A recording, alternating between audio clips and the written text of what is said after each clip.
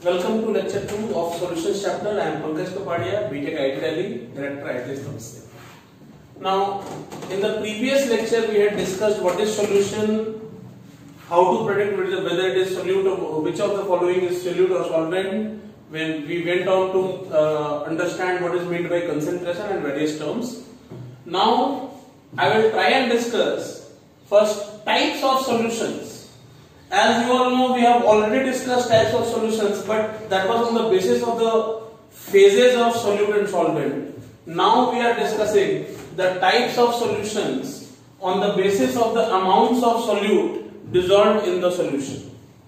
So here we come. The first type is saturated solution, the second type is unsaturated solution, and the third type is supersaturated solution. I will discuss one each, one by one. So what is saturated solution? Saturated solution कहते हैं किसे? Saturated को हिंदी में कहते हैं संतृप्त solution. एक ऐसा सॉल्यूशन जो सोल्यूट खा के तृप्त हो गया हो, तो उसको आप ऐसे डिफाइन कर सकते हैं कि if we keep on adding solute to a given amount of solvent, a situation arises when the solute ceases to get dissolved. जब किसी भी सॉल्वेंट में आप सोल्यूट डालते जाते हैं तो एक टाइम आता है जब एक पर्टिकुलर अमाउंट के बाद और सोल्यूट डिसॉल्व होना बंद हो जाता है। तो जिस मोमेंट पर और सोल्यूट डिसॉल्व होना बंद हुआ, सॉल्यूशन को ऐसी सिचुएशन में हम कहते हैं कि ये सैचुरेटेड सॉल्यूशन। फॉर एग्जांपल, अगर मैं कहूं कि मैं यहां तक मैं अगर खाना खा लेता हूं तो मेरा पेट भर जाता है, that means I am saturated. So exactly यहीं तक अगर मैंने खाना खाया तो ये कहूंगा मैं कि सैचुरेटेड है, I am saturated with food. The next type is unsaturated, नाम से ही क्लियर है। अतृप्त मींस जिसमें और सोल्यूट डिसॉल्व हो सकता हो। A solution in which some more solute can be dissolved is called unsaturated solution. For example, अगर मैं यहां तक खाता हूं तो पेट भर जाता है, तो अगर इससे नीचे कुछ भी खाया है इसका मतलब मैं और खा सकता हूं। ऐसे केस में I am unsaturated with food. In this case, the solution is said to be unsaturated क्योंकि इसमें और solute घुल सकता है। And the third variety is supersaturated solution. अभी supersaturated solution होता क्या है? तो अगर आप solute डालते जाइए, saturated हो जाएगा। Saturated होने के बाद भी आप extra solute डाल देंगे तो क्या होगा?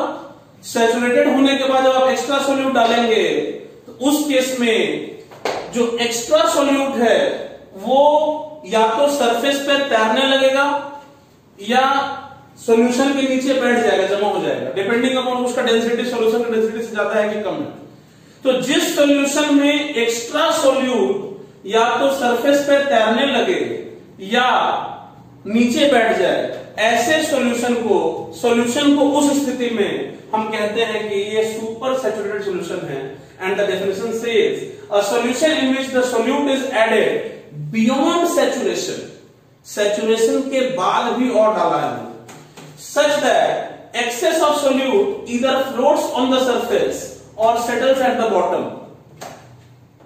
सच a solution is called a super saturated solution. So these are the three types of solutions, and now we will discuss solubility. So now we will discuss solubility. Solubility, सबसे पहला question, what is solubility? solubility होता क्या है? तो solubility का हिंदी का meaning होता है घुलनशीलता, मतलब कोई भी सॉल्यूशन में कितना अमाउंट ऑफ सोल्यूट घुल सकता है। As the definition says, the amount of solute that can be word important, that can be dissolved in a given amount of solvent / solution is called solubility. यानी कि किसी भी given amount of solvent में या given amount of solution में कितना amount of solute घुल सकता है, उसी को हम कहते हैं solubility. तो एक बात बताइए, कितना घुल सकता है? जब तक कि वो सैचुरेटेड ना हो जाए। तो एक तरह से हम कह सकते हैं कि सैचुरेटेड सॉल्यूशन में जितना घुला होगा उतना ही घुल सकता है। तो एक तरह से हम कह सकते हैं कि सॉल्युबिलिटी कोई नई चीज नहीं है। सॉल्युबिलिटी जो है वो एक सैचुरेटेड सॉल्यूशन का जो कंसंट्रेशन होता है उसी को सॉल्युबिलिटी कह सकते हैं। solubility refers to the concentration of a saturated solution। जैसे मुझसे कोई पूछे कि आपकी भूख कितनी है, आपके खाने की क्षमता कितनी है, तो जितने में मेरा पेट भर जाए मैं उतना ही खा सकता हूं, वही मेरे खाने की क्षमता है। तो जब मेरा पेट भरा हो उस समय तक मैंने जितना खाना खाया वही मेरी भूख है या वही मेरी खाने की क्षमता है। That is the meaning of solubility। Now we will discuss effect of temperature on the solubility of solids oblique liquids, solids या liquids in a liquid। जैसा कि हम लोग पिछले क्लास में बता चुके थे कि इस चैप्टर में हम लोग लिक्विड सॉल्यूशंस में फोकस करने वाले हैं।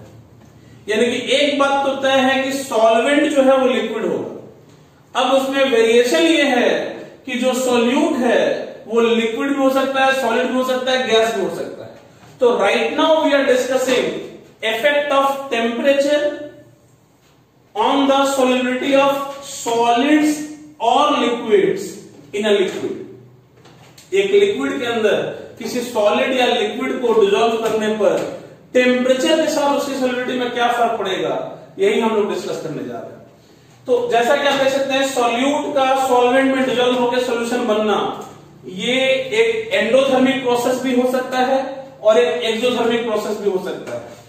और जैसा कि हमने पढ़ा था स्टैंडर्ड 11th में चैप्टर केमिकल इक्विलिब्रियम, जिसमें मैंने इफेक्ट ऑफ टेम्परेचर में आपको पढ़ाया था कि एंडोथर्मिक रिएक्शन में टेम्परेचर बढ़ाने पर रिएक्शन फॉरवर्ड जाता है।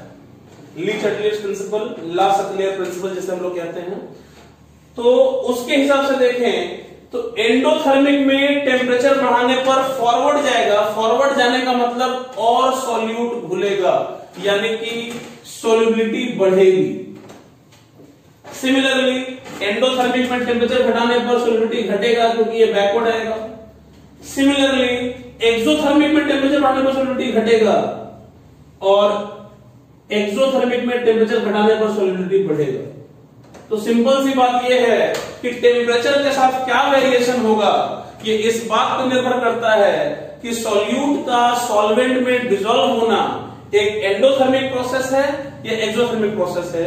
यदि एंडोथर्मिक प्रोसेस होगा तो टेम्परेचर बढ़ाने से सॉल्युबिलिटी बढ़ेगी, यदि एक्सोथर्मिक प्रोसेस होगा तो टेम्परेचर बढ़ाने से सॉल्युबिलिटी घटेगी और वाइस वर्सा। ठीक उसका उल्टा होता है। Now next we will discuss effect of pressure, and when I say effect of pressure, that means we are discussing effect of pressure on the solubility of solids oblique liquids in a liquid, क्योंकि अभी तक हम gas की बात नहीं कर रहे। ठीक है, तो अगर मैं effect of pressure की बात करूं तो the answer will be no effect। why no effect? क्योंकि solids और liquids जो होते हैं वो incompressible होते हैं।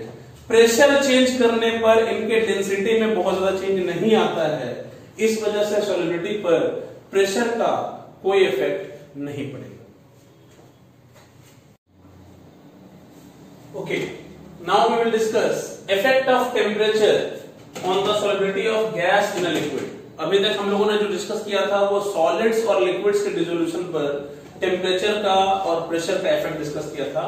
Now we will discuss the effect of temperature on the solubility of gas in a liquid. किसी गैस का किसी लिक्विड में घुलने पर टेम्परेचर के कारण क्या सॉल्युबिलिटी में फर्क आता है वो हम पढ़ेंगे।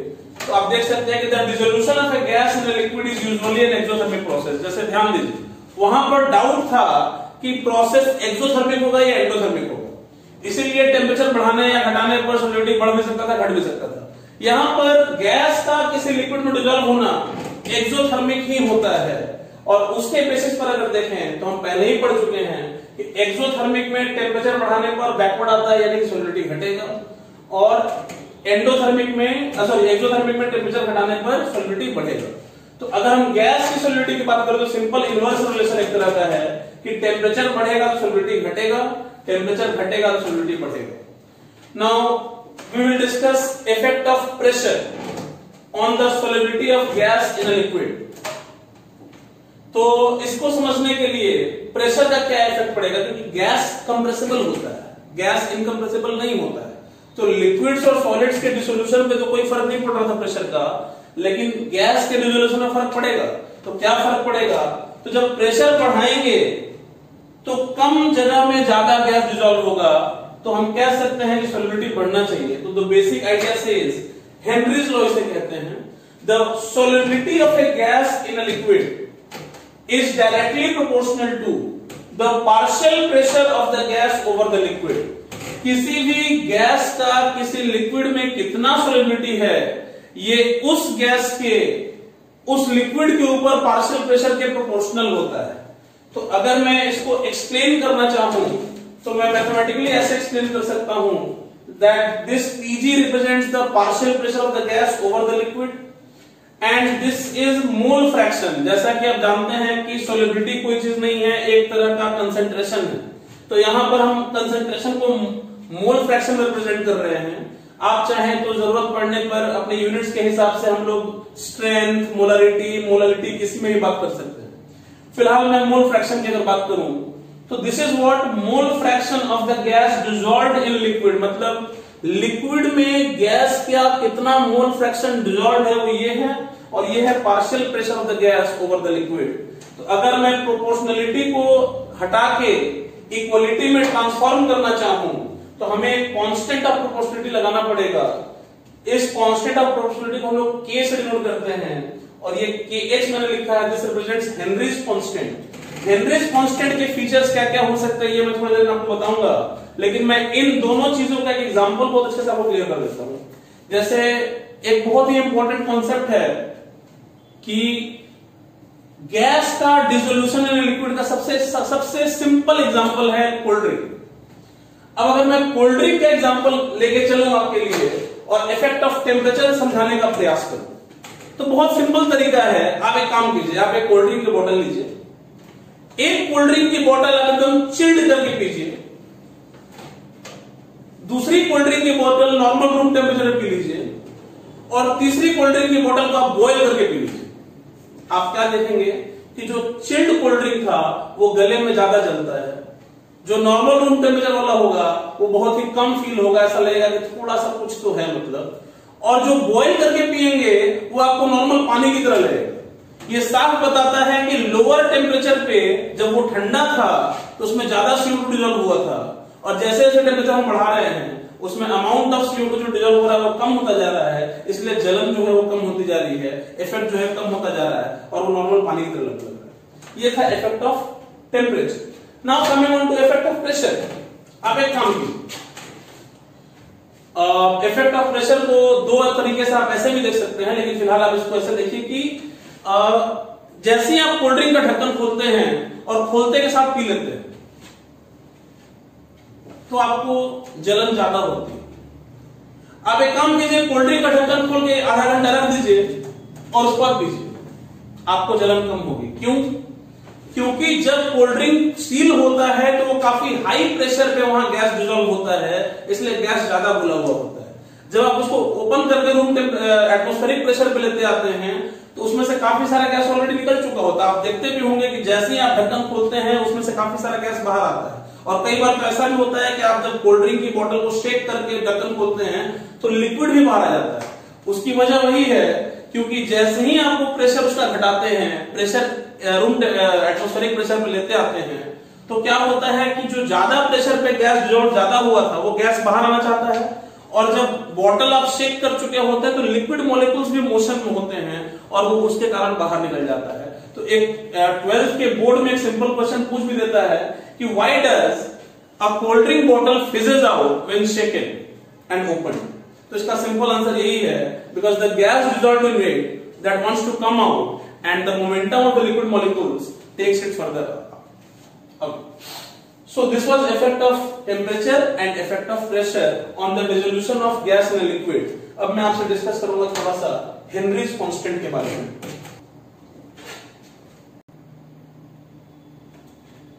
ओके, हम बात कर रहे थे हेनरीज कांस्टेंट की। तो हेनरीज कांस्टेंट में सबसे पहली बात एक समझने की जरूरत है कि it is constant for a gas solvent system at a given temperature।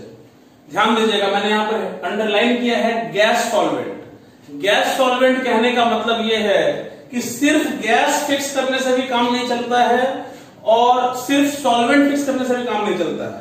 ऐसा नहीं है कि एक गैस का हर सॉल्वेंट में KH वैल्यू सेम होगा, या और ऐसा भी नहीं है कि एक सॉल्वेंट में हर गैस का KH वैल्यू सेम होगा, क्योंकि नाइट्रोजन जितना पानी में घुलेगा उतना ही दारू में घुलेगा, ऐसा जरूरी नहीं। या गैस फिक्स होने से काम नहीं चला, या अगर आप कहिए कि पानी में जितना नाइट्रोजन घुलेगा उतना ही ऑक्सीजन भी घुलेगा, ये भी जरूरी नहीं।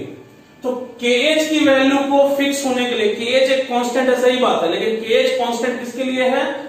गैस और सॉल्वेंट जब दोनों हम फिक्स कर देंगे उसके लिए ये KH जो है वो फिक्स होगा। लेकिन eight a given temperature KH जो है वो टेम्परेचर पे भी डिपेंड करता है।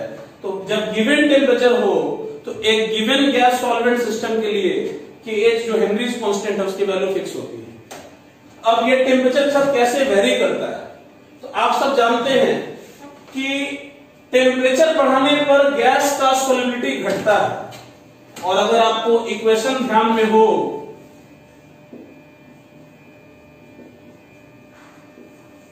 तो एट ए गिवन प्रेशर अगर हम टेम्परेचर बढ़ा रहे हैं तो सॉल्युबिलिटी घट रहा है। सॉल्युबिलिटी तभी घटेगा जब KH बढ़ेगा। तो आप कह सकते हैं कि टेम्परेचर बढ़ाने पर, सॉरी उल्टा बोल दिया मैंने, I am sorry, at a given pressure temperature घटाने पर सॉल्युबिलिटी बढ़ता है और टेम्परेचर बढ़ाने पर सॉल्युबिलिटी घटता है। तो टेम्परेचर बढ़ाने पर KH बढ़ेगा और टेम्परेचर बढ़ाने पर KH बढ़ेगा ताकि सॉल्युबिलिटी घटेगा, ठीक है। उसी प्रकार टेम्परेचर घटाने पर KH घटेगा और सॉल्युबिलिटी बढ़ेगा। तो टेम्परेचर से क्या वेरिएशन होता है KH का? तो बहुत सिंपल सा कॉन्सेप्ट है कि टेम्परेचर बढ़ाने से KH बढ़ता है और टेम्परेचर घटाने से KH घटता है। Now air is collected over water, ये क्वेश्चन है जो हम डिस्कस कर रहे हैं। Air is collected over water at 5 atmosphere. पानी के ऊपर हवा हमने ले रखी है 5 एटमॉस्फेयर पे, और उस हवा में 80% नाइट्रोजन और 20% ऑक्सीजन है बाई मोल। ऑलराइट, तो कह रहे हैं if the mole fraction of nitrogen dissolved in water is 0.01, अगर मैं कहूं कि उस पानी में जो नाइट्रोजन डिसॉल्व हुआ है उसका नाइट्रोजन का मोल फ्रैक्शन 0.01 है, तो calculate the KH Henrys constant की वैल्यू बतानी है for nitrogen water system at the given temperature. यानी कि नाइट्रोजन वाटर सिस्टम के लिए आपको KH की वैल्यू बतानी है। तो जैसा कि हम फॉर्मूला यूज करते हैं, partial pressure of nitrogen should be equal to KH into mole fraction of nitrogen. Nitrogen का पार्शियल प्रेशर कैसे निकलेगा? Total pressure into mole fraction 80%। KH की वैल्यू हमें बतानी है और मोल फ्रैक्शन की वैल्यू 0.01 है। यहां से आप KH की वैल्यू निकाल सकते हैं 400 atmosphere. So this is Henry's law for you. आप लोगों को क्वेश्चन प्रैक्टिस करने के लिए शीट दे दी जाएगी और we can discuss it further. So now after Henry's law and solubility we will discuss what is said to be as a colligative property। तो पहला सवाल वही जैसा कि हम लोग हर जगह पढ़ते आ रहे हैं कि सबसे पहला सवाल होता क्या है? तो colligative property, a property which depends upon the number of particles, number of entities, not on the type of particles, is called a colligative property। मतलब एक ऐसी प्रॉपर्टी जिसको इस बात से फर्क पड़ता हो कि सॉल्यूशन में कितनी चीजें हैं, वो चीजें कौन सी है इससे फर्क नहीं पड़ता। जैसे कोई व्यक्ति अगर आए और वो गिनना चाहे कि क्लासरूम में कितने बच्चे हैं, कितने लोग हैं टोटल, तो वो आएगा, नंबर ऑफ हेड्स काउंट करेगा, चला जाएगा। उसको इससे कोई फर्क नहीं पड़ता कि इसमें टीचर कौन है, स्टूडेंट कौन है, ये लड़का कौन है, लड़की कौन है, ये एटसेट्रा एटसेट्रा एटसेट्रा। सो यहाँ पर नंबर ऑफ पार्टिकल से जिसको फर्क पड़ता हो उसे कहते हैं कॉलिगेटिव प्रॉपर्टी। कॉलिगेटिव प्रॉपर्टी के 4 एग्जांपल्स हैं: relative lowering of vapor pressure, elevation and boiling point, depression and filling point and osmotic pressure। ये चारों होते क्या हैं ये ऑब्वियसली हम डिस्कस करेंगे एट ए लेटेस्ट स्टेज में चैप्टर। मैं बारी बारी से आपको चारों एक्सप्लेन करूंगा, लेकिन फिलहाल मैं कॉलिगेटिव प्रॉपर्टी का ये जो कॉन्सेप्ट है नंबर ऑफ पार्टिकल्स वाला, इसको एक्सप्लेन करने के एग्जांपल लेते हैं। मान लीजिए कि एक सॉल्यूशन में ये पेन डिसॉल्व हुआ है और जैसा कि मैंने कहा कि ऑस्मोटिक प्रेशर एक कोलिगेटिव प्रॉपर्टी है। मान लेते हैं ऑस्मोटिक प्रेशर की वैल्यू आ जाती है 5 एटमॉस्फेयर जब ये पेन डिजॉल्व करते हैं। अब अगर सॉल्यूशन में जाके ये पेन और कैप अलग हो गया तो उसको इस बात से कोई फर्क नहीं पड़ता कि पहले पेन विथ कैप था और अब पेन अलग है और कैप अलग है। उसको सिर्फ इस बात से फर्क पड़ता था कि पहले एक समान था अब 2 समान है। तो अगर पहले ऑस्मोटिक प्रेशर 5 एटमॉस्फेयर आता था तो अब ऑस्मोटिक प्रेशर 10 एटमॉस्फेयर हो गया। अगर मान लीजिए कि ये इस पेन का ऊपरी वाला ढक्कन भी खुल जाए, लेट अस अज्यूम कि ये भी खुल जाए, तो अब ये 3 चीजें हो गई, कैप, बाकी पेन और ये ऊपर वाला ढक्कन। नाउ ऑस्मोटिक प्रेशर हो जाएगा 15 एटमॉस्फेयर। अगर ये रिफिल बाहर निकल जाए 20 एटमॉस्फेयर। अगर ये पीछे वाला ढक्कन भी खुल जाए 25 एटमॉस्फेयर। और अगर ये रबर वाला सिस्टम भी निकाल दिया जाए ग्रिप 30 एटमॉस्फेयर। तो आप देख रहे हैं कैसे नंबर ऑफ चीजों पे डिपेंड कर रहा है। तो इसको इस बात से कोई फर्क नहीं पड़ता कि वो चीजें कौन सी हैं, वो पहले पेन विथ कैप है या रिफिल है या उसी का हिस्सा, इससे कोई फर्क नहीं पड़ता। फर्क केवल इस बात से पड़ता है कि कितनी चीजें हैं। यदि एक चीज है और उसकी वैल्यू 5 एटमॉस्फेयर है तो 5 चीज होने पर उसकी वैल्यू 25 एटमॉस्फेयर हो जाएगी। ये होता है कोलिगेटिव प्रॉपर्टी। ये चारों को हम बारी बारी से इंट्रोड्यूस करेंगे लेटर ऑन दिस चैप्टर। लेकिन अब चूंकि कोलिगेटिव प्रॉपर्टी को हम समझना चाहते हैं तो एक टर्म को जो आमतौर पर चैप्टर के एंड में पढ़ाया जाता है जिसको कहते हैं वन ऑफ फैक्टर। लेकिन मुझे लगता है कि वन ऑफ फैक्टर को यही इंट्रोड्यूस कर देना सही होगा। तो आप देखें, आपको मैं इंट्रोड्यूस करना चाहूंगा इस चैप्टर के सबसे इंपॉर्टेंट टर्म। इनफैक्ट 95% से ज्यादा लोगों को जो सॉल्यूशन चैप्टर में कंफ्यूजन होता है वो केवल और केवल इसी को होता है। तो इसको बहुत ध्यान से समझिए। वन ऑफ फैक्टर जिसको हम लोग सिंबल आई से डिनोट करते हैं वो होता क्या है? तो एनसीईआरटी कहता है कि one Hoff factor is normal molar mass upon abnormal molar mass. अब ये नॉर्मल मोलर मास क्या है, एबनॉर्मल मोलर मास क्या है, ये मैं एक्सप्लेन करूंगा, घबराने की बात नहीं। अच्छा, एनसीईआरटी इसी बात पे एक और बात कहता है, observed colligative property upon calculated colligative property. अब ये ऑब्जर्व्ड और कैलकुलेटेड क्या है ये भी मैं एक्सप्लेन करूंगा, there is nothing to worry about. But मैं इस चीज को थोड़ा सा ज्यादा सिंपल तरीके से अगर प्रेजेंट करना चाहूं तो सिंपल तरीके से प्रेजेंट करने में मुझे सिर्फ इतना ही कहना है कि this is equal to van't Hoff factor is equal to number of particles finally upon number of particles initially. मतलब कितने पार्टिकल्स हो गए फाइनली अपॉन कितने पार्टिकल्स थे इनिशियली, इसी रेशियो को हम लोग कहते हैं वन ऑफ फैक्टर। अब मैं आपको एक्सप्लेन करूंगा कैसे। फॉर एग्जाम्पल, अगर हम एग्जाम्पल लेते हैं CuCl2 क्यूप्रिक क्लोराइड, पानी में जाता है तो ये डिसोसिएट हो जाता है Cu double plus and 2Cl minus में। तो अगर हम इनिशियली इसका n मोल लेते हैं तो आफ्टर डिसोसिएशन ये 0 हो जाएगा, ये n बचेगा और ये 2n बनेगा। तो अगर मैं इनिशियल नंबर ऑफ पार्टिकल्स की बात करूं तो n और फाइनल नंबर ऑफ पार्टिकल्स की बात करूं तो n प्लस 2n हो गया 3n। तो वन का फैक्टर हो जाएगा 3n upon 2n, 3n upon n which is equal to 3। यानी कि नंबर ऑफ पार्टिकल्स 3 गुना हो चुके, राइट। सिमिलरली अगर आप यहां देखें एग्जांपल NaBr सोडियम ब्रोमाइड, ये जाकर डिसोसिएट होगा Na प्लस और Br माइनस। तो इनिशियली ये 1 था और बाद में ये 1 1 है। खास बात यह है कि चूंकि हमको रेशियो लेना है तो हम इनिशियली 1 ले या इनिशियली n ले, उससे कोई फर्क नहीं पड़ता क्योंकि अल्टीमेटली n कैंसिल हो जाएगा। तो अगर हमें वन का फैक्टर निकालना है तो हम इनिशियली 1 भी ले सकते हैं। सिमिलरली यहां पर आप देख सकते हैं वन का फैक्टर 2 हो जाएगा क्योंकि नंबर ऑफ पार्टिकल्स 2 हो गए। इस केस में बात करें aluminium sulphate Al2SO4 whole thrice, तो ये इनिशियली 1 था और बाद में जाके 5 हो गया, तो जो रेशियो आएगा वो 5:1 हो जाएगा। अब कोई चीज ऐसा भी हो सकता है जो पूरा डिसोसिएट ना हो। अब वैसे तो सोडियम सल्फेट पूरा डिसोसिएट होता है, लेकिन एज्यूम करते हैं कि क्वेश्चन में ऐसा कुछ दिया हुआ है कि ये पूरा डिसोसिएट नहीं हो रहा है, तब तो हमने मान लिया कि ये N था और उसमें से X टूटा, अगर ये x मॉलिक्यूल्स डिसोसिएट हुए तो ये 2x बनेगा और ये x बनेगा। तो अगर मैं नंबर ऑफ पार्टिकल्स फाइनली की बात करूं तो this plus this plus this ये हो जाएगा n प्लस 2x, और इनिशियली कितना था n। अगर ये रेशियो लेंगे तो ये आ जाएगा 1 प्लस अल्फा, जहां पर अल्फा क्या होता है, डिग्री ऑफ डिसोसिएशन। मैंने आपको 11th स्टैंडर्ड में एक ऐसा सेट पढ़ाया होगा, उसमें मैंने डिग्री ऑफ डिसोसिएशन बताया था।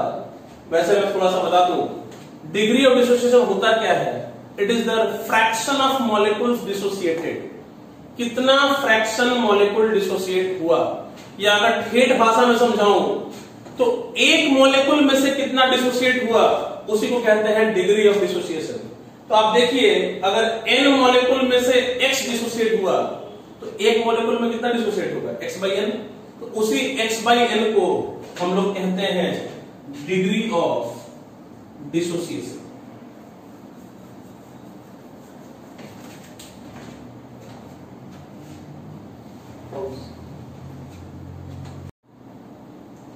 Okay, take some more example. This is a weak acid HA.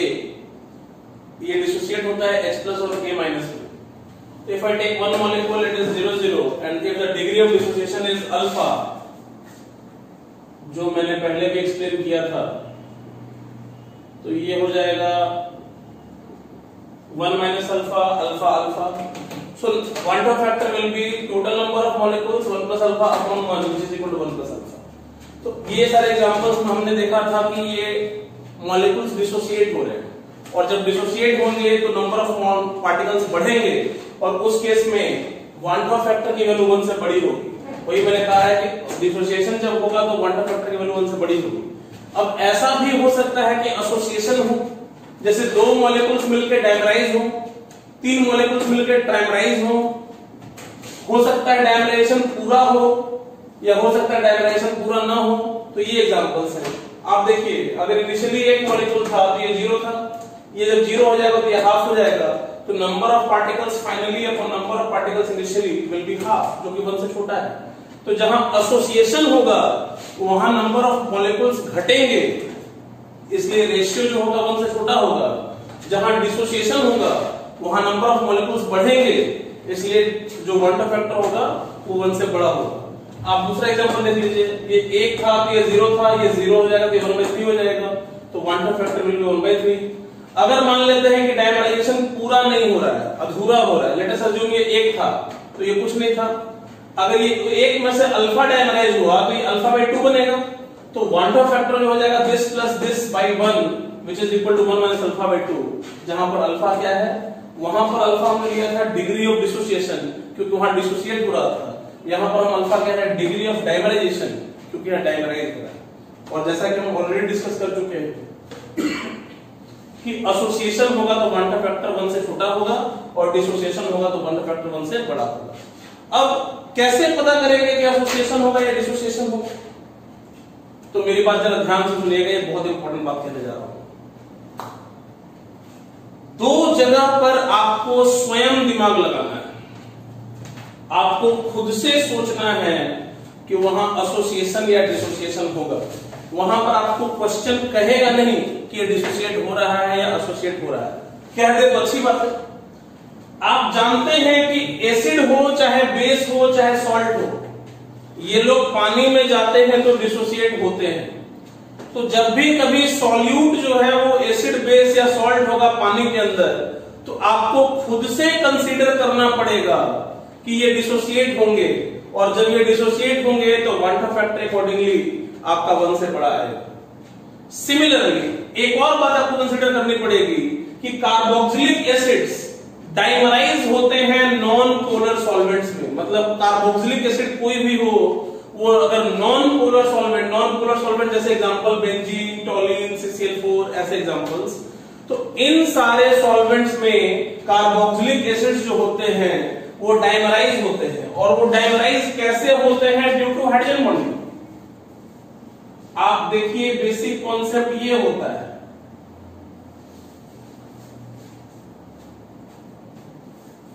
इस प्रकार वो डाइमराइज होते हैं, 2 मॉलिक्यूल्स आपस में जुड़ जाते हैं।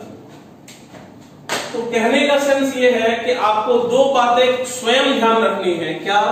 कि एसिड्स, बेस और सॉल्ट ये पानी में अगर जाएंगे तो ये डिसोसिएट होंगे। और दूसरा, कोई भी कार्बोक्सिलिक एसिड अगर आपको दिया हुआ है और नॉन पोलर सॉल्वेंट में दिया हुआ है तो वो कार्बोक्सिलिक एसिड डाइमराइज होगा। ये दोनों बातें आपको खुद कंसीडर करनी है। बाकी सभी जगह पर, in all other cases we have to assume the solute to be non electrolyte. बाकी सभी जगहों पर हमें सोल्यूट को नॉन इलेक्ट्रोलाइट अज्यूम करना है, यानी कि ना तो वो एसोसिएट होगा ना ही डिसोसिएट होगा, अनलेस इट इज मेंशन्ड। अब अगर क्वेश्चन में कह दे कि फलाना सोल्यूट जो है वो डिसोसिएट हो रहा है, तो भाई क्वेश्चन से झगड़ा नहीं करें। क्वेश्चन ने कहा कि डिसोसिएट हो रहा है का मतलब हो रहा है, क्वेश्चन ने कहा एसोसिएट हो रहा है का मतलब हो रहा है। ये जो बातें मैं आपको बता रहा हूं वो तब की हैं जब कुछ कहा नहीं है कि एसोसिएट हो रहा है, डिसोसिएट हो रहा है। तो जब कुछ ना कहे तो ये बात आपको खुद ध्यान रखनी है, एसिड बेस सॉल्ट वाली पानी के अंदर डिसोसिएट होंगे। ये बात आपको खुद ध्यान रखनी है कि कार्बोक्सिलिक एसिड्स जो है वो डाइमराइज होंगे। बाकी कोई भी सॉल्यूट अगर दिया है और उसके बारे में ये बताया ना हो कि ये एसोसिएट हो रहा है या डिसोसिएट हो रहा है, तो आपको मान लेना है कि वो ना तो एसोसिएट होगा और ना ही डिसोसिएट होगा। और ऐसे सॉल्यूट के लिए वान टॉप फैक्टर 1 हो जाता है। क्यों 1 होता है? क्योंकि ना तो एसोसिएट हुआ ना ही डिसोसिएट हुआ, ना तो नंबर ऑफ मॉलिक्यूल्स बढ़े ना घटे, तो रेशियो क्या रह गया? 1 रह गया। That is the basic idea. तो बाय डिफॉल्ट हमें 1 ले लेना होगा। अब थोड़ी देर पहले मैंने आपको बताया था कि जो वान टॉप फैक्टर होता है वो एनसीईआरटी कहता है कि ये normal molar mass upon abnormal molar mass. तो सबसे पहली बात तो ये कि ये normal molar mass abnormal molar mass होता क्या है और कैसे ये वैल्यू और जो मैं रेशियो बता रहा हूं नंबर ऑफ पार्टिकल्स के बेसिस पे, वो रेशियो दोनों के दोनों सेम है। जरा देखिए, एग्जांपल हम लेते हैं NaCl का। तो NaCl एक मॉलिक्यूल है जिसका नॉर्मल मोलर मास हम कह सकते हैं 58.5, और अगर मैं इसको मैथमेटिकल टर्म्स में बात करूं तो इनिशियल मास को यदि इनिशियल नंबर ऑफ मोल से डिवाइड कर दे तो हमें NaCl का मोलर मास मिल जाएगा, जिसे हम लोग नॉर्मल मोलर मास कहते हैं। नाउ NaCl पानी में जाके NaCl नहीं रहा, वो बन गया Na+ और Cl-। तो वास्तव में हम तो समझ रहे थे कि NaCl है, लेकिन अब वो NaCl नहीं बचा, वो वास्तव में मिक्सचर हो गया Na+ और Cl- का मिक्सचर। तो अब जो सॉल्यूशन के अंदर डिसोसिएट होने के बाद जो हमारा मोलर मास आएगा उसे हम कह रहे हैं एबनॉर्मल मोलर मास। और ये एक्चुअल में NaCl का मोलर मास नहीं है, वास्तव में ये Na+ और Cl- के मिक्सचर का मोलर मास है। तो जब मिक्सचर का मोलर मास हम निकालने चलेंगे तो total mass upon total number of moles, तो हम कह सकते हैं final mass upon final number of moles. तो ये हो गया आपका एबनॉर्मल मोलर मास। ध्यान दीजिए, नॉर्मल मोलर मास बोले तो NaCl का मोलर मास, और एबनॉर्मल मोलर मास बोले तो सॉल्यूशन में जाने के बाद डिसोसिएशन हो गया, अब जो मिक्सचर बचा उसका मोलर मास। तो अगर हम इन दोनों का रेशियो लें तो initial mass upon initial moles upon final mass upon final moles, और चूंकि यहीं से डिसोसिएट हुआ है, यानी कि जो इनिशियल मास है वही फाइनल मास है और जो फाइनल मास है वही इनिशियल मास है, तो ये रेशियो कैंसिल हो जाएगा। तो आपका आ जाएगा क्या? Number of moles finally upon number of moles initially. Next, एक और कॉन्सेप्ट बताया गया था आपको, observed qualitative property upon calculated qualitative property. हम लोग आगे पढ़ेंगे कि ऑस्मोटिक प्रेशर एक क्वालिटेटिव प्रॉपर्टी है जिसको हम पाई से डिनोट करते हैं, जिसको मैंने पाई को डिनोट किया osmotic pressure is equal to CRT, जहां पर C क्या है कंसंट्रेशन, R क्या है गैस कांस्टेंट और T क्या है टेम्परेचर। इस पे हम चर्चा फर्दर करेंगे जब हम ऑस्मोटिक प्रेशर बताएंगे तो। लेकिन फिलहाल आप ये समझिए कि लेट अस अज्यूम कि आपने आधा लीटर के सॉल्यूशन में 3 मोल NaCl डाल दिया। क्या किया आपने? आधा लीटर के सॉल्यूशन में 3 मोल NaCl डाल दिया। तो आपने तो ये समझ के डाला कि वो NaCl है, तो अगर आप कंसंट्रेशन निकालेंगे तो number of moles upon volume, molarity, तो वो आ जाएगा 6RT। आपका जो पाई कैलकुलेट करके आएगा वो आएगा 6RT। इसी को मैंने सिंप्लीफाइड वर्जन में लिख दिया है initial number of moles into RT by volume. ना वास्तव में अब क्या हुआ कि वो अंदर जाने के बाद NaCl तो बचा नहीं, वो बन गया Na+ और Cl-, यानी कि 3 मोल Na+ और 3 मोल Cl-। तो जो ऑब्जर्व करेंगे हम लोग एक्सपेरिमेंटली वैल्यूज, वो क्या दिखाई देगा हमें कि अब उसमें 3 मोल सॉल्यूट नहीं है, वो 3 3 6 हो चुके हैं। तो जो पाई की वैल्यू आएगी वो 6 अब इंटू RT बाई वॉल्यूम हो जाएगा, वॉल्यूम हाफ है तो ये आ जाएगा 12RT। अगर मैं इसको सिंप्लीफाइड वर्जन में लिखूं तो number of particles finally into RT by V। और अगर मैं ऑब्जर्व कोलिगेटिव प्रॉपर्टी और कैलकुलेटेड कोलिगेटिव प्रॉपर्टी का रेशियो ले लूं तो आप यहां से भी देख सकते हैं कि ये number of particles finally upon number of particles initially ही आता है। तो ये बेसिक आइडिया है। मतलब मैं समझने के लिए आपको बताऊं तो वन हाफ फैक्टर को, एक चीज तो आप कभी मत भूलिएगा, दूसरी बात यह है कि वन हाफ फैक्टर को नॉर्मल एब्नॉर्मल मोलर मास से समझना भी ठीक है, ऑब्जर्व्ड और कैलकुलेटेड कोलिगेटिव प्रॉपर्टी से समझना भी ठीक है, लेकिन समझने का सबसे आसान तरीका है number of particles finally upon number of particles initially. अगर ये दोनों रेशियो आप ले लेते हैं तो वहां से वन हाफ फैक्टर निकालना बहुत आसान हो जाता है और इसी के साथ आप आगे बढ़ सकते हैं। We will take some examples now. Last lecture में मैंने एक क्वेश्चन दिया था कि an aqueous solution of glucose is marked 15% weight by weight, जिसका डेंसिटी गिवन था 1.2 ग्राम्स पर ml। नाउ इस क्वेश्चन में बाकी सारी चीजें निकालनी थी, तो एक अप्रोच है फॉर्मूले वाला कि परसेंटेज वेट बाय वॉल्यूम को हम कह सकते हैं percentage weight by weight into density या गया 80। स्ट्रेंथ को हम कह सकते हैं percentage weight by volume into 10 या गया 180। मोलरिटी होता है स्ट्रेंथ अपॉन मोलर मास, ग्लूकोज का मोलर मास 180 होता है तो आ जाएगा 1 मोल पर लीटर।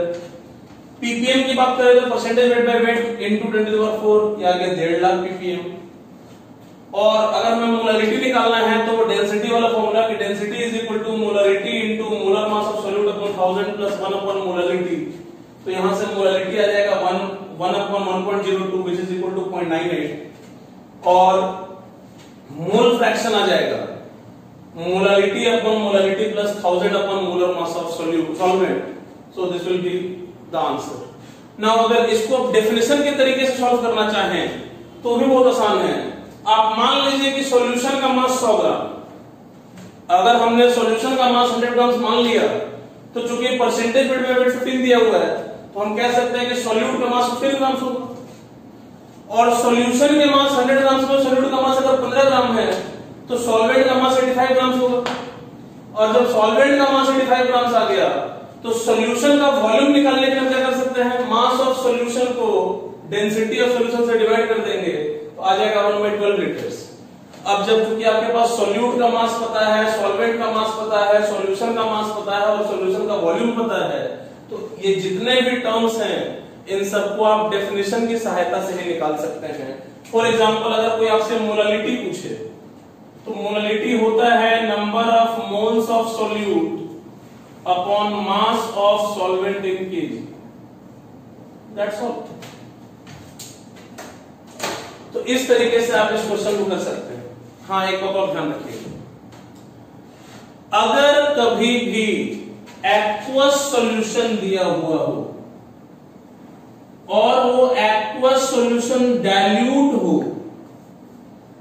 डाइल्यूट कहने का तात्पर्य यह है कि डाइल्यूट कहने का मतलब यह है कि उसमें सॉल्यूट की मात्रा थोड़ी कम हो और अगर आपको मोलारिटी से मोलालिटी निकालना हो या मोलालिटी से मोलारिटी निकालना हो तो एक तरीका तो यह है ये फॉर्मूला डेंसिटी वाला, लेकिन कई बार आपको डेंसिटी नहीं गिवन होता है। उस केस में क्या करेंगे, तो उस केस में एक एजम्पशन है कि आप मोलारिटी को मोलालिटी अज्यूम कर सकते हैं यदि डेंसिटी आपको गिवन नहीं है तो।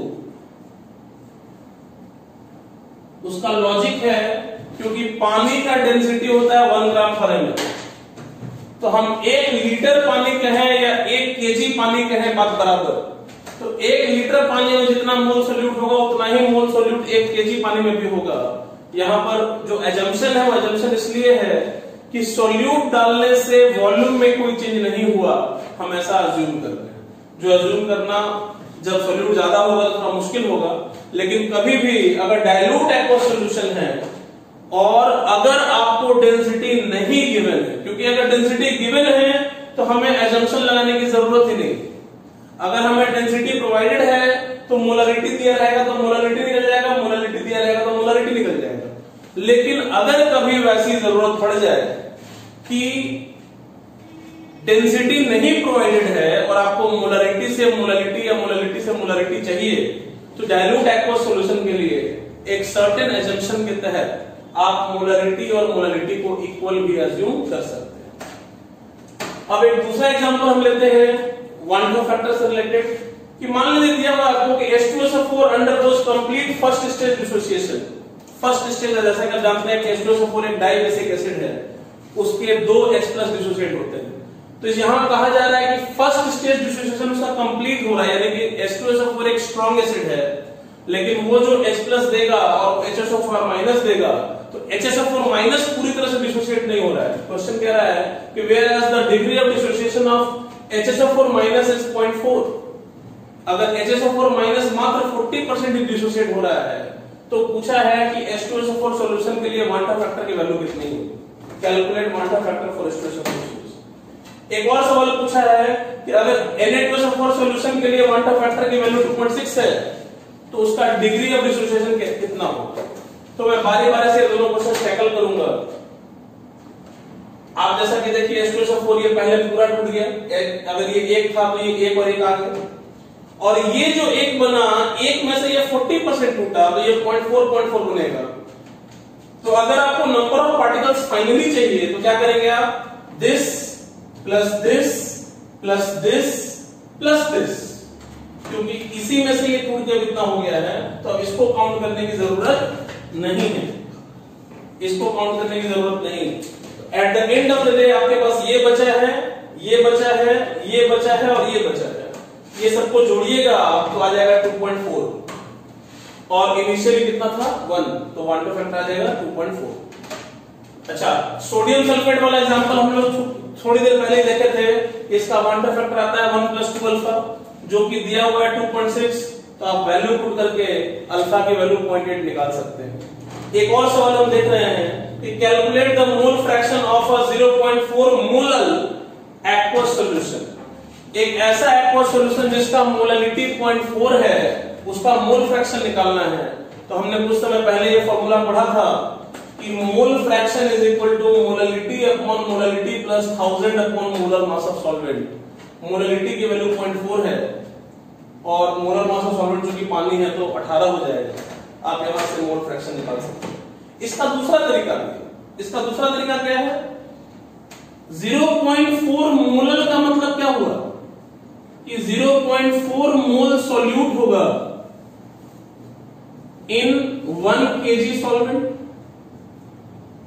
बाय डेफिनेशन तो यही है।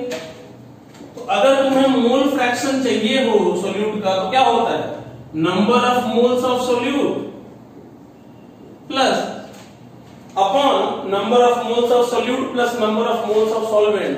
सॉल्वेंट का मास अगर 1 kg है तो उसका मोल्स निकालने के लिए क्या करेंगे, मास को मोलर मास से डिवाइड कर देंगे। तो सेम चीज, आप चाहे तो फॉर्मूले से समझिए या आप चाहे तो डेफिनेशन से समझिए, बात बराबर। नेक्स्ट क्लास में हम लोग डिस्कस करेंगे वेपर प्रेशर।